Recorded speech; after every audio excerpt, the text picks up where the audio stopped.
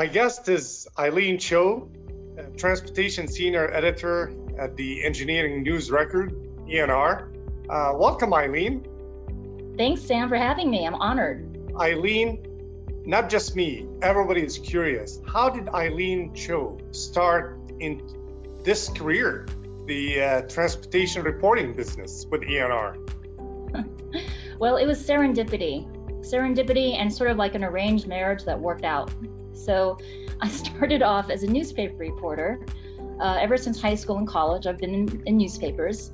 Then I got into the LA Times minority editing training program after graduation from college. And that was a 2-year program. It was fabulous because, you're a fresh-faced cub reporter, but here you are covering stories for the LA Times while being trained, courts, cops, whole thing. The second year of the program, though, you get farmed out to various East Coast newspapers, because back in the day, the Times Mirror Square Company was a very prestigious paper with lots of major metro papers around the country. I got sent to the Greenwich Time. So it wasn't a big paper like New York Newsday or Hartford Courant. It was, a somewhat smaller, more provincial paper with one of the richest area codes in the country. But guess what? They didn't have anyone covering public works and transportation. So they assigned it to me as what they called a part-time beat, because they didn't really think anyone was going to do much with it. Well, right around that time, Ice-T was in full effect. And so therefore there was a lot of transportation construction going on. So I just sort of fell in love with it. I hung out with pavers on I-95. I hung out with the Westchester County Airport director, and they were building a new terminal and extending a runway.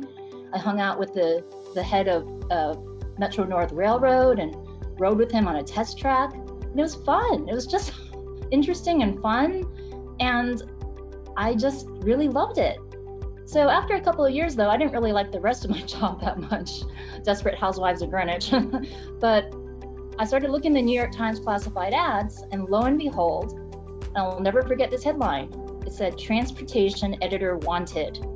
And the description was exactly what I'd been doing for 2 years. So I said, this has to be, I'm not a superstitious person, but come on, how often does that happen? So I interviewed for the job, and I've been there for 25 years now. I just marked my 25th anniversary. Wow, this is fantastic, Aileen. So what are the highlights of your job? What gets you up every morning? Well, one thing that used to get me up every morning, or many mornings, and will again in the near future, hopefully, was getting to travel, to go visit these huge construction sites, to go to these conferences, like the APTA conferences, the ARPA conferences, the airport conferences. I've gotten to visit the Panama Canal third set of locks before it opens. I've visited major bridges that have been built throughout the country, major subway systems, airports. So that was one part of the job that even if it's at dawn to get to the airport, I'll get up for it. The other part that still keeps me getting up is covering, folks like you. People who are really doing their best to make the industry better through whatever means, either through like what you do, which is to try to help people collaborate better, or people who are coming up with new technological tools or new means and methods. So that's still there, even in a COVID world.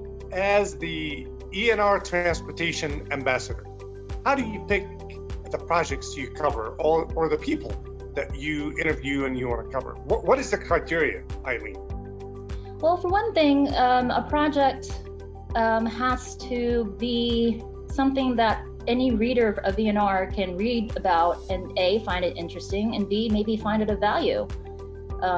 Again, be it someone's new innovative way of doing things, or some new technology, or some kind of challenge that was solved on site. So we look for those kind of projects. Of course, we have to cover the projects that are sort of lessons learned, be it a project that fell behind budget or schedule, or even worse, when there is wrongdoing involved. We just have to keep the industry honest, right? And accountable. I get solicited every day by people wanting me to write about their projects. And I try to give each one consideration, but we can't write about each and every project that's out there under construction. There has to be something about it that'll be of interest to ENR readers. So, and then of course, in covering these projects, we inevitably learn about people who are doing outstanding things in the industry too. And some of it's word of mouth. Maybe my colleague comes to me and says, Aileen, have you heard about this project? You should check it out. We really work together as a team at ENR to maximize our coverage of the industry. 2020 was a year like no other year globally. It'll forever make the history books. In which way did 2020 change your job, Aileen? So that's an interesting question, because ironically, in some ways, it didn't change my job at all.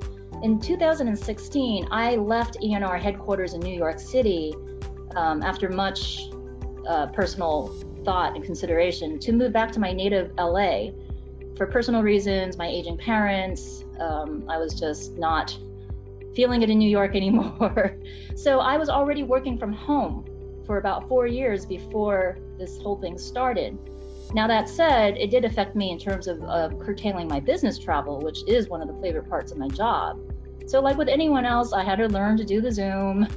I had to just learn to deal with covering COVID related issues in construction up the wazoo. I think me and my colleagues can say we have COVID burnout. I mean, we'll keep covering because we have to, but we'd really rather get back to our regular jobs of just covering the construction industry and as if it were normal times. But I have noticed that COVID has changed the way the engineering and construction industry is doing their work. And in some ways, people have told me the silver lining is that it's enhanced collaboration.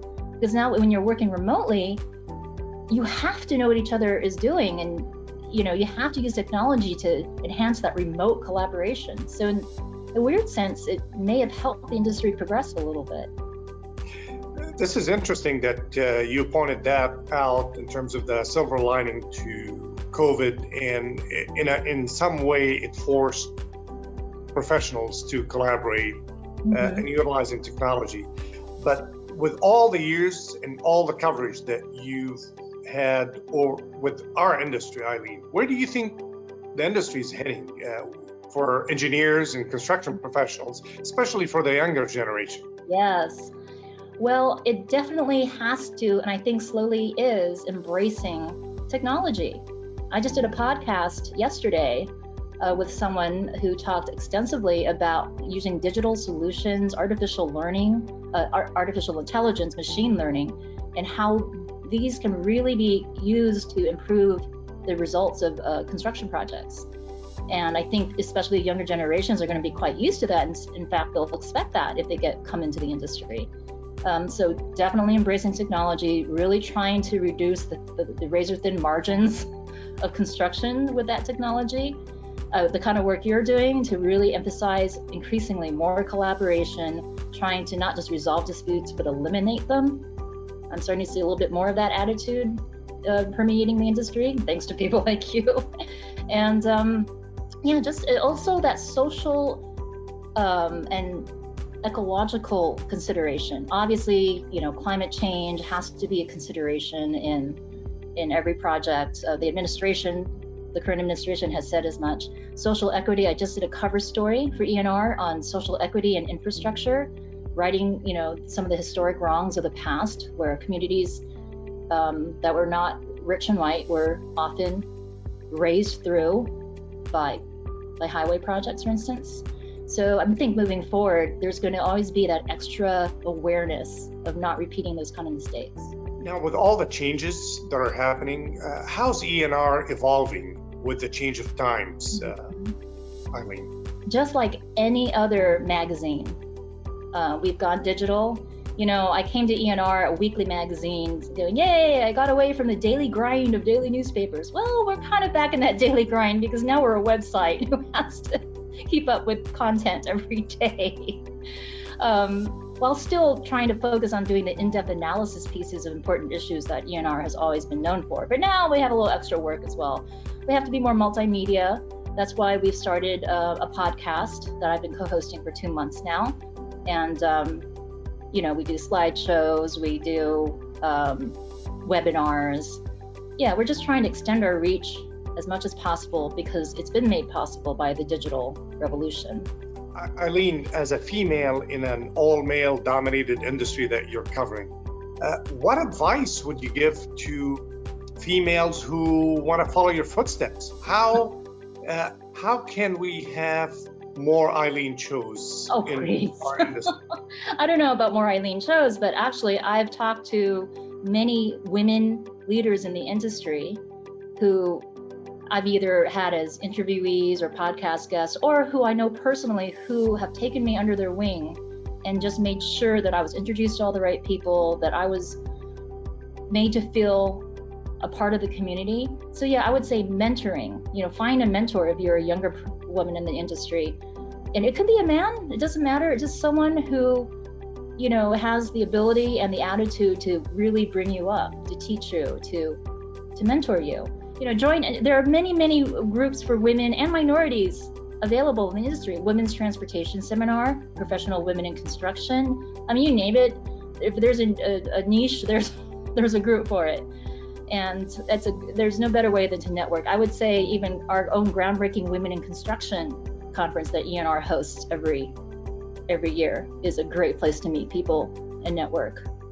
And you will find good people of all stripes, men and women, of any ethnicity, there will be someone who's willing to mentor you. Excellent. Aileen, you touched briefly on technology and how technology is impacting our industry. You cover a lot of breakthroughs, you cover a lot of innovation, especially in the construction arena and the transportation arena. What are some of the things that we need to look for in the horizon, especially utilizing technology in the industry? Can you shed a light on what you're interviewing or what you're seeing out there? Yeah, the trends I'm seeing, and I've mentioned some of them before, big data, Internet of Things, artificial intelligence, machine learning, virtual and augmented reality, robotics. There will be, there's increasingly always advancements in materials, just more ever higher performing concrete and just, FRPs. So I think, it's hard to predict exactly what, trends will take place when, and everyone always says at a technology conference, you just have to be prepared for the next big thing. We don't even know what it might be in 10 years, right? It's the old saying, Henry Ford, people asked him for a faster horse. Well, the horse isn't going to be an issue anymore after a matter of time. And some of these technologies are here to stay and some aren't, who knows? But I'd just say we have to just be nimble and be prepared to see what happens next. Right. What's next for Aileen Cho? What's going to be your legacy, Aileen? Oh, well, so it's my 25th anniversary this month, July, at ENR. And I feel like if I have any sort of successful legacy, it's that people like you keep telling me that you read my stories, that you get value out of them, that you trust me when I interview you. And it's been gratifying to have really cream of the crop project managers and engineers and execs who over the years will spot me at a conference or see me again on a job site 10 years after the previous job site that I had interviewed them on. And Aileen, it's good to see you again. So it's also really gratifying when the occasional engineering student reaches out to me and says, I'm doing research for a paper and I wanted to get a copy of this article you wrote 1,000 years ago. So in that sense, I'm pretty happy with whatever legacy has been built up so far. And I just hope that when my time is done, career-wise, that will still be the case. Aileen, thank you so much for making time to meet with me today and for allowing me to turn the tables, to allow me to interview you this time instead of you interviewing it was pretty myself and my colleagues. And all the best to you, Aileen. You've been an amazing ambassador for ENR, and thank you again for making time to meet with me today. Thanks, Sam. It's always a pleasure.